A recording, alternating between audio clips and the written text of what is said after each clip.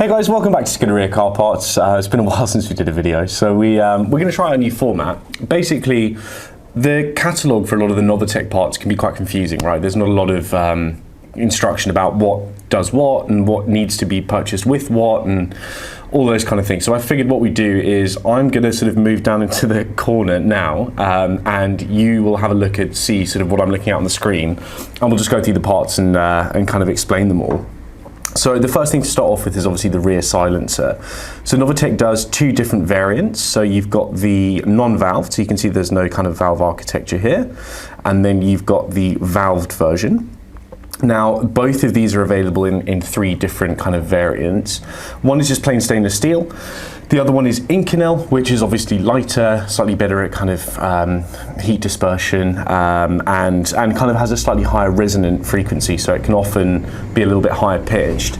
And then for the absolute lunatics out there, we can also gold plate your Inconel exhaust, so that's pretty cool.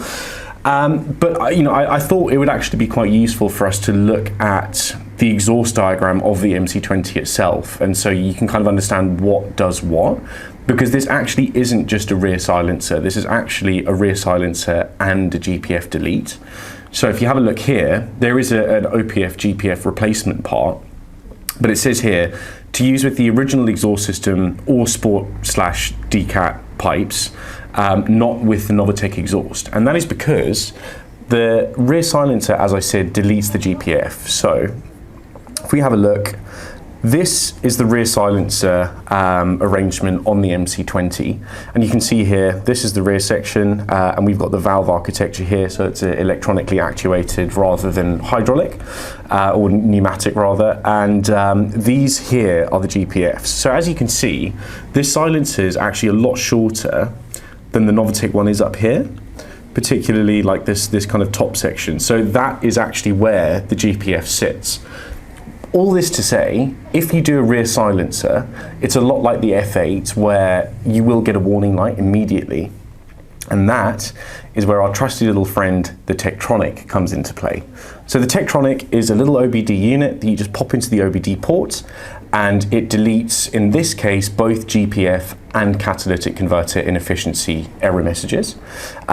So we can supply this in one of two ways. Either you can purchase it with the Novitec exhaust equipment, so either with sport cats, decats, or the rear silencers, or if you have an alternative system and you don't want to remap the car, we can also supply it for a slightly increased price on its own. So, you know, I'll sort of show you up here. This is the kind of further down what is it? I guess it's upstream section of the exhaust from the rear silencer. And we've got the GPFs here, which sit behind the catalytic converters and attached to the manifolds. So the sport cats or decats will sit in this section here, and then the GPF section is deleted by the rear silencer. Alternatively, you could just do a cat and OPF delete by purchasing either this or this and this together. So I hope that kind of made sense. It was a bit confusing, but yeah, rear silencer only, also deletes the GPF. Your other option is to just do the other bits upstream. You could, in fact, you know, only do sport cat delete, or you could do the OPF on its own, or both together. So quite confusing, but hopefully that kind of solidifies it a little bit. Beyond that, we've also got the option for some various kind of carbon steel tailpipes. Either black insert with carbon, gold insert with carbon, and then the same again with kind of matte carbon finish as opposed to gloss. Personal preference, really. And then this is also something that isn't really explained that well on the website. Because the car has electronic actuators on the valves, what it means is that if we put in a non-valved exhaust system, you're going to start getting warning lights because the car's going to try and actuate the valves and it's not going to be able to. So what these guys are is they're little plugs that you just plug in series into the actuators, and it just cancels the warning light. So you don't need this if you're doing a valve system. You don't need this if you're leaving the original system in place and doing the CATs or GPF delete. But you will need it if you are doing the non-valved system from Novitec. Beyond that, Novitec's and Vossen's awesome NF10 wheels, we absolutely love these. They just completely transform the look of the car. And they're available in 20 inch at the front and 21 inch at the rear or we can do 21 inches all round, and in sort of a whole host of colors, which aren't loading now, but we'll get them up on the screen. And then if we carry on going, there's a couple of suspension options. These are also sort of worth discussing a little bit. So the sport spring set, this is something that often gets discussed. If you have a car with front lift, these will work, no questions asked, no warning lights, nothing. You just pop them on in place of the original springs, adjust the damper platforms, sort of compress them a little bit, and then you can lower the car, you know, by as little as 10 or as much as 40. Obviously, the more you lower the car, the harsher the ride will be, just because you lose some of that kind of rebound area that the spring needs to provide compliance to the ride. And then the other thing is the spacers. So there's kind of a uniform set of spacers. It's not like the Ferraris where we can do, you know, 10, 15 or 20. For the MC20, it's 14 mil at the front and 20 mil at the rear. Now it's worth mentioning that if you install the 14 mil front spacers, imagine that's the hub, and what we're doing is we're adding a spacer which basically pushes the wheel out away from the hub. When the wheel's at full lock, you're going to be pushing it towards the wheel well, and it can contact the wheel arch lining ever so slightly. This is something we've had to do on a bunch of cars. You just basically trim out a little bit of the carpet or plastic, whatever's in there. You never want to make a hole, because obviously there's loads of electronics and there's space for rust and things like that, so we would never ever do that. But just removing that little bit of lining gives you the clearance you need to then be able to hit full lock. So just bear that in mind, basically. That's something that not a lot of people realise. And I will say this, it's only particular to the MC20. Other cars, this isn't a huge concern. It's not something that we have to do really in any other scenario or application. And then finally, we've got the carbon fibre items. So there are 4.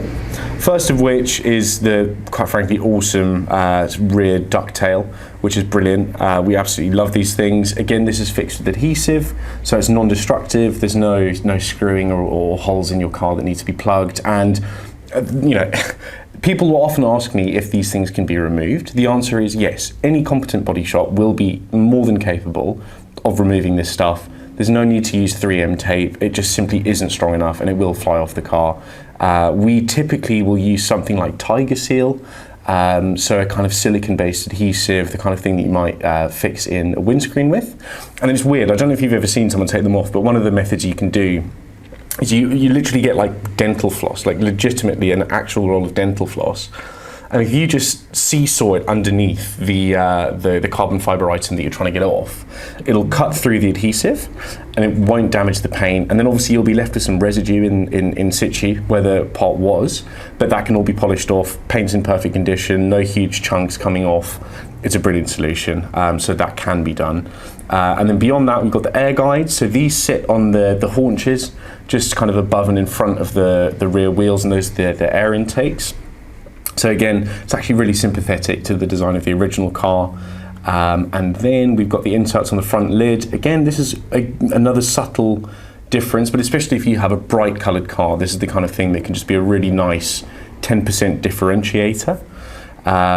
And then we've got the front attachments, which almost kind of locks into the end of the front diffuser and just gives the front of the car a slightly more, I guess, mean kind of look to it. And it's worth mentioning, from memory, I think that the MC20 and Maserati carbon in general from Novitec is the 2x2 twill. So obviously Ferrari, for instance, with the kind of boxed design, symmetrical pattern of a 1x1 weave. Novitec uses a 2x2 in this application. Looks brilliant, and the carbon is massively high quality. Fitment is a dream in most cases. So yeah, I hope that was useful. I just figured it would be useful to have a visual aid, particularly when it came to the exhaust system, because it's quite confusing what does what and what you can have with what other configurations. But yeah, if we get a good reception to this, we'll probably sit down and work our way through most of the Novitec catalogue. It's quite interesting. Once you kind of understand the logic behind how these lists are put together, everything just makes sense. So hopefully you won't have to sit and trawl through every single one of these that we do. But yeah, thanks for watching, and we'll see you on the next one.